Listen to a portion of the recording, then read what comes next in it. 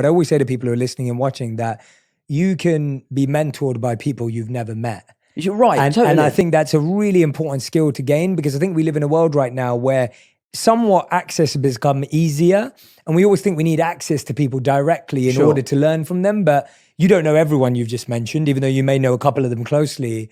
I never met all those people, and obviously would never have got the opportunity to do that. But I feel mentored by them without ever having sat in the same room as them, because you study like how they made decisions, and you study what they said and what they wrote, what they stood for, and how, and the parts that you don't hear through history, the parts that were actually more difficult, and the parts where they weren't the perfect hero. Right. And so all of that kind of stuff. But Tom, before we go to the final five, you've been so gracious with your time today. I have to ask you if you want to clarify the Harry Kane situation, because, and I'll tell you what, the reason why I say this is I had the dream. So I'm a Manchester United supporter. Everyone on my community knows that very well. Right. I have always had the dream that Harry Kane, when Wayne Rooney retired, Harry Kane was going to come to Manchester United